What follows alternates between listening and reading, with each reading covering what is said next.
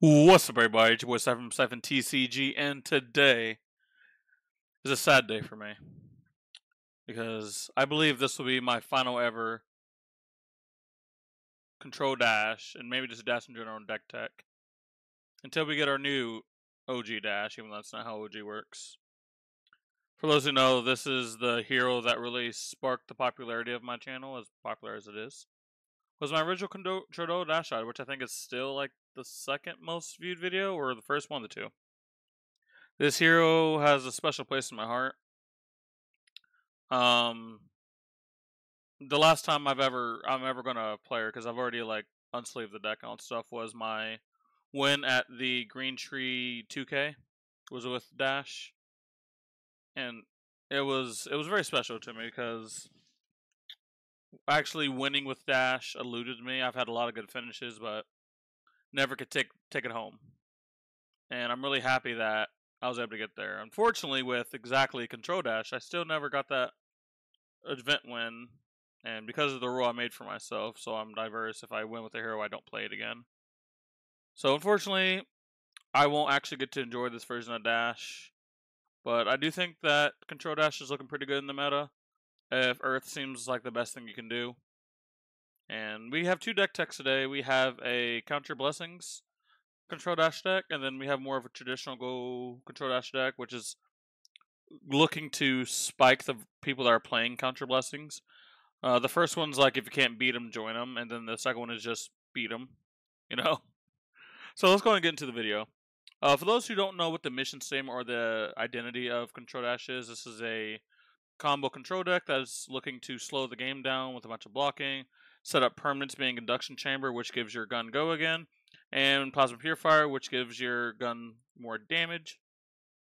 And we're supplementing that with some disruption with the CNC, able to use big hands, get good numbers out of E-Strike. Obviously tanking up with things like Oasis Spite. This build is running Counter Blessings, Sigil Solaces, Sink Belows, and all that stuff. A lot of blue 3 blocks. But again, we have the utility of things like Warmongers, Rowdy Logos, which we'll get into the card by card a little bit. But I kind of just want to let everyone know what the mission statement is. All we're trying to do is slow the game down, set up a bunch of items, and to start sitting 15 on a turn without losing a card. A lot of decks just cannot resist that. Once we actually get Exodia online, they just cannot stop it if they wanted to. This is one of the few decks that literally just like tossed Odom salad without fucking trying. I had many people that were on things like Odom and Icelander that literally did not want me to show up to the tournament because they know I'd be on Control Dash, and it would almost be an all loss for them. So, just to let you guys know a little bit of the history. Obviously, I have multiple videos on the channel talking about Control Dash. I even have a history of Dash video essay on my channel that you guys should also check out.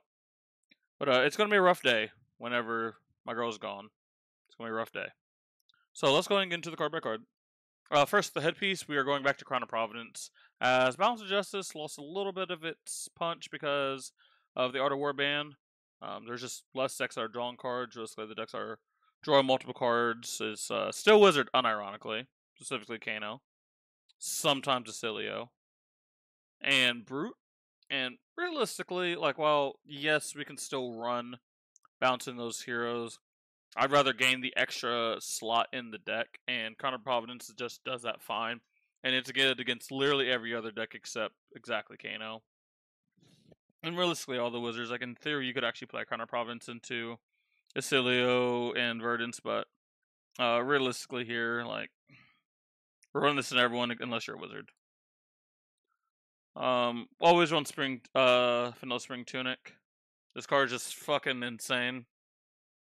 It is the only reason that we've actually added Oasis Spite back to the main board. For a while, this was actually out of the deck. Because of decks like Phi being around. Like, you never really wanted to commit Oasis by actually pitching a card. But because we're on Counter Blessings and all stuff, we can technically use the whole entire blue that we're pitching. Oh, we're not forced to pitch it like a red, and it'd be really fucking awkward. So, Oasis Spite, obviously, comes really well with Tunic. Also, Tunic allows us to, a lot of times, just cheat the curve. Get an extra counter on something we otherwise might not have been able to, which actually just gives you more damage in following turns, depending on what items you have out. So, a very diverse equipment. We are still in the evil arms and legs, as just the effective health that they give you is much better. If those who remember, we used to be on the Ironhide equipment, So again, we can use our blue, and it was basically like an onboard D-React that we had. But just the scaling that the Evos do, and especially in your slower matchups, is just not. You just can't replicate that with Ironhide. But even if you can't get them out, just the fact that you have 2 Bloodbreak 1 equipment is just fine for showing up a breakpoint. Like someone snatches you, you just have 2 times that you can just stop the breakpoint. And obviously, Tecloplasm Pistol. I mean, this weapon is going to be missed by every single mech. Not that every mech always uses it, but every mech could, in theory, use it. Where you can't say the same about the other mech weapons, but this weapon is just insane because of what it combos with, and it's very consistent. Going on to the main board. So the way I build most of my decks is you can basically play the main board into 90% of matchups. Now there will be times where that's not true. You have to shave like a little bit here, a little bit there, but 9 times out of 10, unless it's exactly like Arcane Barrier going into, you don't really even have to change it. Now, yes, obviously I wanted to make my sideboard to be able to adapt to the current meta and be able to fight what they're doing, as we have to be a little bit more liberal in our tech options than we have in the past. But like I said, you can run this 16 to most heroes and be completely fine. Our own 3 CNCs, obviously the disruption is very, very nice. The fact that it's also on a good call serve with Tunic, with a blue plus Tunic, you have access to putting a counter on Pistol, counter on Chamber, shooting Pistol, give it go again, and then CNCing. I don't know how many heroes have those top 2 card 8s, like, without trying. Like, that is just like a very bread and butter thing that we do in the deck. You can do the exact same thing if you have a counter lingering on on those items. Then you don't even need the Tunic counter. You can just have it and then save your Tunic for something else. If you want, for example, very fucking good. This build is on 9 Counter Blessings. Again, this build is a more if you can't beat them, join them type thing. Even though we can actually beat the Counter Blessings decks because of how Control Dash works. But it is something that if you find out, it is the best thing you can be doing. Because of how our deck works, especially on a 2-cost curve, right, with Tunic, you can unironically just fit this into your deck, and we talked about earlier, where either with Tunic, you can always use a blue, play the Counter Blessings, and play an item, which is also very nice. You can put a counter on something, play the Counter Blessings, or you can use a blue to go Oasis, Counter Blessings. And like you're never really mad about it. The only issue is it takes a while for it to scale. But once you get to the point where you're getting like 6, 7, 8 life off of it, it's one of the best things you can be doing. Now again, long term in Flesh and Blood. I made a video on this. I think in the short term, this is something that's very, very good. Because most people don't know how to fight against life gain. But the longer that this sticks around, the more easily people are going to find out how to counter this. I mean, the counters are already in place. Like, the ways to fight this are already in place. It is just for people to understand what to actually do when they're fighting a hero that's playing Counter Blessings. 3 E-Strike, just we want to be able to use our hands.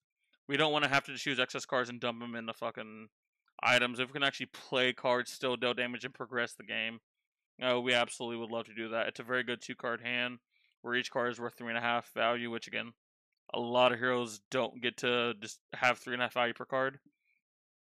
And we do. Obviously, any deck can play E-Strike, but like, how many decks want to play E-Strike? Like, if it makes sense, like the way I put it is, you should be able to use all 3 modes in a deck.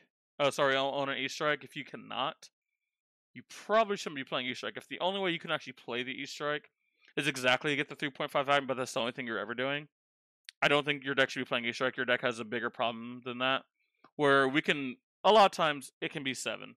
But we can do go again, play items, shoot items. But actually, because of the stuff that's been added, you can draw a card. And before, it was like, do I really want to fucking draw a Throttle? Do I really want to draw an Evo Piece? Do I want to draw? Obviously, we were playing worse blues at the time. But since we've changed the deck around, I don't think there's any card that we could draw that I'm just like, oh no, we drew this card. Again, the worst card you could probably fucking draw is probably Protocol or Throttle. And like, realistically, this isn't that bad. If you just want to go counter on Pistol, Throttle for 4, you don't even have to boost if you don't want to. Yeah, that's not amazing value, but like, hey, you're still setting up something for the future, and you're still throwing 4. which is equivalent to you going pistol, counter on chamber, and shooting it twice. It's the same fucking thing. Well, damage-wise, it's the same thing. This is just a 3 for 5 that if you have evos, now they have to fucking block. And that's the worst that you can get? Heck, Call of the Grave is just like kind of cringe, but hey, you can still go fucking Call of the Grave, put a blue counter blessings in there. Heck, if you draw counter blessings and you have something like Tunic up, again, you can use a blue very fucking well. That's why, like, I think a deck like this can use E-Strike pretty fucking well, because we can use all 3 modes. Fate, obviously very good. Nothing more to say there. Good at fixing. Chamber, one of the signature cards in the deck. We're running 3 because we're obviously starting with 1 and we want to find these very quickly. Oasis Respite, again, because the meta is a little bit slower than it was, again, when we were playing it last, which was like Fi, Odom, Iyslander meta. Decks like Fi would punish you for having Oasis Respite in your hand and not having Tunic up. You have to take very weird play lines to get it into your arsenal and wait. Or you would just have to take a very inefficient trade and just use 2 cards to prevent 4, which is not good at all. Right now, we're typically fine, unironically, pitching a card to it. It's not going to be the end of the world, but also we have ways to use that mana if we have to pitch a card. So Oasis Fight just easily kind of comes back in on our curve. Same thing with Plasma Purifier, as I said with Chamber. Big thing is, if you guys weren't here for the old guys, we were running 2 Purifiers. Because we're actually running 3, a lot of times we don't actually need the 3rd to win, but just upping the amount of times you can see it, and if you can establish the 3rd one, and you can start shooting, your opponent's life total just starts fucking melting. It literally just starts melting off of the fucking screen, and your opponent literally can't do anything anymore. Next, 3 Sigil Solace, obviously fine. Really good turn 1, good against Dominate, good against CNC. The card doesn't actually block, which can be an issue at certain times. But right now, there's not a ton of one-hits in the meta, which is, again, one of the reasons that Counter Blessings is fine. Is because there's not a ton of one-hits, it's just damage, and you can easily just soak up the damage to Sigil Solace and just erase people's turns sometimes. Same thing with Sync Blow, as I said with Fate Foreseen. It's just good filtering, good defense. Not much more to say there. One of the other few attacks in this deck is Pulse Wave Protocol. This is an interesting one, where I can see worlds where you actually cut a card like this, because if you don't have any evos, it's just a 3 for 6, which is not impressive. But if you get evos, which isn't too hard in your slower matchup, your slower matchups is where you're going to want to do like the Earth Heroes. The Earth Heroes are running some amount of 2 blocks. So, actually, there are times where this actually has text. Even into the slower decks, the faster decks, if you go first, you can set up a Evo, and then you can get the second one on, like, maybe the next turn. This card actually can rip cards from their hand. If you can start ripping cards from their hand, you're in a really good spot. But it's a yellow, it's a 6. Like, there are other cards that you can kind of have in its place if you want. You can make this a flex slot, but this card has always kind of treated me well, so it will continue to be in the deck. Spark of Genius is just extra copies of your items. So one evolution that I started back in MST meta, which carries over here, is, and we'll talk about later, is the 1 Tekla Core. Because the one issue that you're going to have is, obviously, you're always going to start with 1 chamber, and you're running 5 more, so it's easy to find one the first 2 turns to establish one. But you can run into spots where either A, you don't have the mana to search for one of these items, or B, you have all the items that you really need out, and you have nothing to search for. So this item can be dead and just becomes a yellow block 3, which isn't amazing. But one of the things I started doing, especially into the slower matchups, is just grabbing a Tekla Core. What the Tekla Core allows you to do, it actually allows you to block with more cards effectively, so you effectively gain health by playing either by playing the Tekla Core or searching the Tekla Core. Or it allows you to set up more items, which again can either add or damage or give you effective health. So like, it just does everything that you want. Obviously, we don't want to add even more no blocks. It's not part of our original plan, so that's why I don't run more Tekla Cores. But the one usually is just completely fine and it does its job. 2 Call of the Grave. This is a card specifically because we're on Country Blessings. I really, really wish there was a way to grab items from the graveyard, because in Call Your Blessings, Call of the Grave would just be a broken card with like the items, for example. If there's a way to like entomb them with this, just grab them immediately. But maybe that might be too broken, not sure, but it's treated me well. It's treated me very well. So one small thing about this is I've actually found into like the Wizards, for example, if if I own like a 1-card hand, and for some odd reason I've already went through a bunch of Contra Blessings and whatever, but for some odd reason I don't want to shoot pistols, this can just polymorph whatever card you don't actually need, so you don't draw it. Like, for example, let's say you have what's a good example? Let's say you have like one of these inventory cards added in, but it's only to take out certain cards like D-Rex versus a wizard, but they're actually not progressing your side of the game. You can just put them in the graveyard and you can't draw them. Now, is that the best use for Call of the Grave? No, but I just want to point it out because I've rarely gotten to spots where it's actually a fine play just to take a negative hit on the turn, not actually progress the game, but just smooth out future draws if I think the game's going to go like versus a deck like Verdance. Now, again, that's not a thing that's going to happen a lot.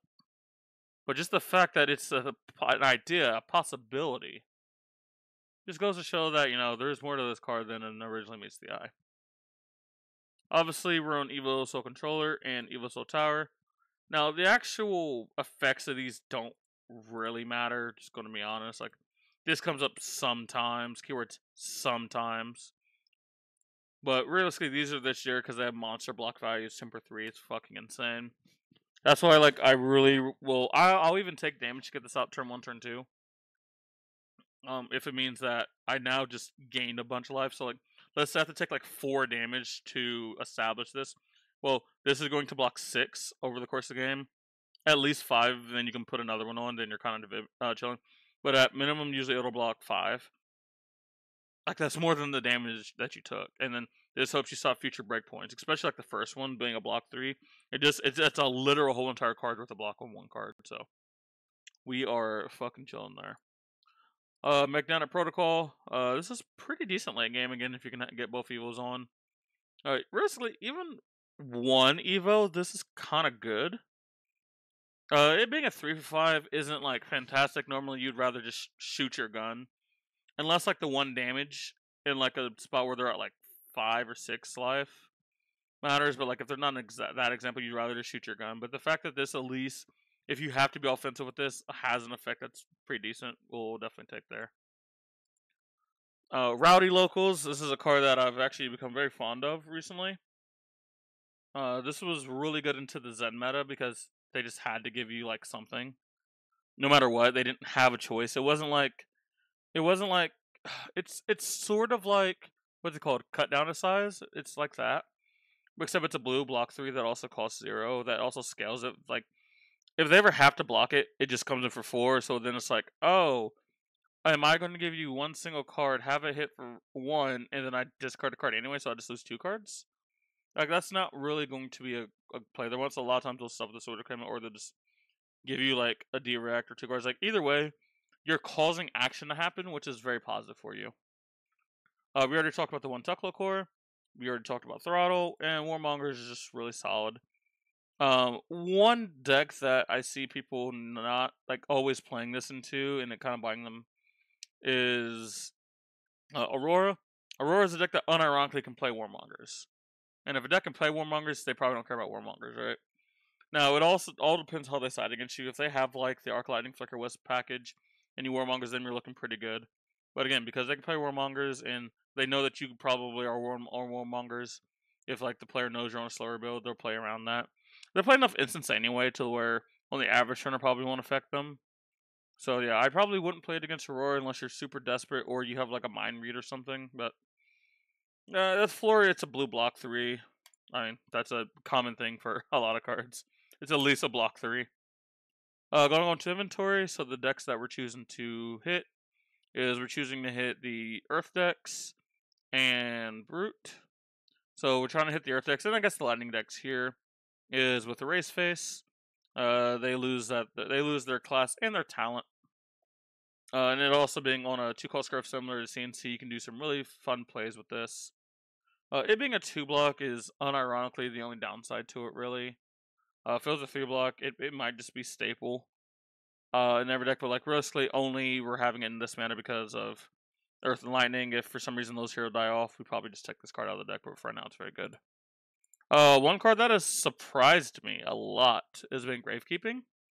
The fact that it's a 1, this helps us like fill out a blue, so we can go counter on pistol, counter on chamber, shoot pistol, shoot chamber, sink Gravekeeping. That's a 2-card 7, which is pretty good. That has utility. What now?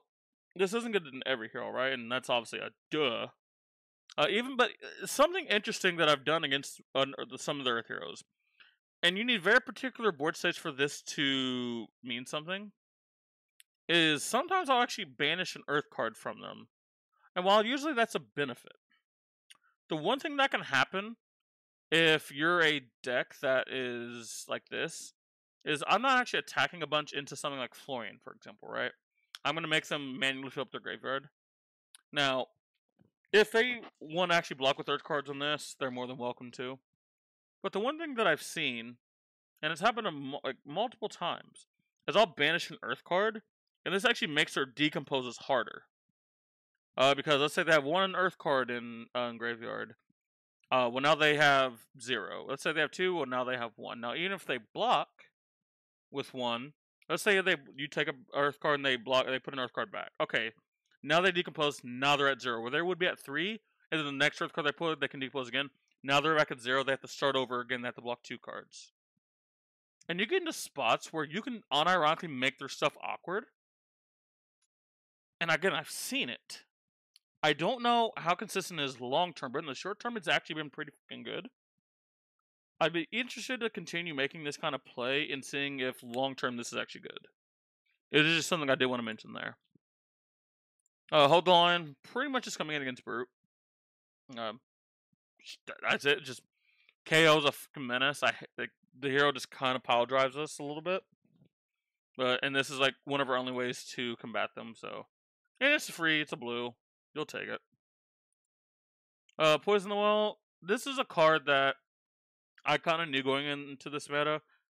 Like, this card wouldn't actually be revolutionary and be like, oh my gosh, this is how we stop all the Earth heroes gaining a bunch of life. Well, you can get very efficient numbers off of this, especially when Encounter Blessings is also a card.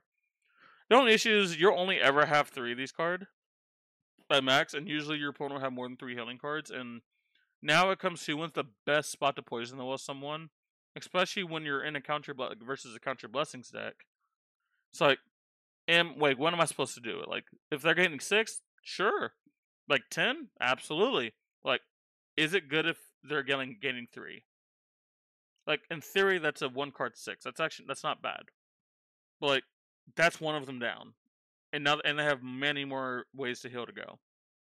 So that's going to be the tricky part about this card, but I think it is free enough in our deck because it's a blue, and our deck really wants blues, that we can kind of get by with just playing this. And the rest we have AB, and then we have Embrace for Enigma. Pretty simple. So some cards I want to talk about that didn't make the cut is Weakling Sync is still very good, but the heroes that will have the no blocks in their deck either can just get rid of them with low cost. So like Asilo can just discard them, right? To his ability and possibly draw a block card. Now if he just draws another what is it called? No block, he kind of gets cooked a little bit, but the fact that there is play around there. Aurora, obviously same thing, can just play them. Now, effectively, you're getting rid of the card anyway, but you don't get to get the card back. You still do get to look at their hand, which is why, like, if you do still want to kind of play that, you can take out a card like Poison the Well if you would like, and hedge more into, like, the Lightning heroes. But again, we're trying to mostly pick on Earth heroes with this deck. Unmovable if Azalea ends up being a little bit better, which I think in my other deck I do have Unmovable. This deck isn't really trying to fight Azalea as much. But if you really want to hedge against Azalea, you have Unmovable. Remembrance if Item Destruction becomes back. If the speed of you finding your combo matters, Yellow Sync Blow was actually very good to us in MST meta. No, there's not a ton of decks that is triggering. That's all you got consistently. But it's not a bad card whatsoever. Interlev Echoes, very good against the Lightning Heroes. The issue is, again, Aurora can always just pitch to her ability. Acilio, it's weird against Acilio. Like, forcing the opponent to do something, not just sit on the card, is always going to be good. But I just think that there's other things that we can be doing to try to win those matchups. But this is if the Lightning Heroes specifically end up just becoming that oppressive in the meta, Amulet of Echoes can still give us a shot. Shortcut I was thinking about just to give myself access to more AB. But this is, you have to find these, and these are cards that, well, yes, these are blue, and it kind of goes wrong with everything I said earlier. I just think there's other ways to fight that. But it's weird. It's really weird. It's really weird. There were points in times where this was in the deck, but I didn't like not having things like Erase Face. I've been like really enjoying Gravekeeping, Hold the Line. But again, if your local meta has more wizards on average, you can just slot this in your sideboard and be happy about it. Hard to find out. Not as good as it once was, because especially we're going to be getting a much live, so this is just not going to be on. And plus, with how tanky we are, the only time now, actually, let me actually stop myself there, because Counter Blessings is becoming popular, and if random decks can play it, there's a world where if they counter Blessings before you gain your life, this actually does turn on, which is very good. But I wouldn't like to hedge on that idea. Like, it's weird. It's really weird. Where I don't think this card's horrible in this deck. I mean, there was a reason we used to play it like all the time. But I don't think we're in that kind of meta anymore where we absolutely need this to be able to win games. I think we're fine without it. But if you find yourself against a bunch of healing decks and you kind of want to get and match them, if you want to match their freak again, and like you think they might draw the Counter Blessings before you, you can just slot that in and start getting life as well. Last Ditch Effort. It's a fine card. It's in our other version. It's a very fine card.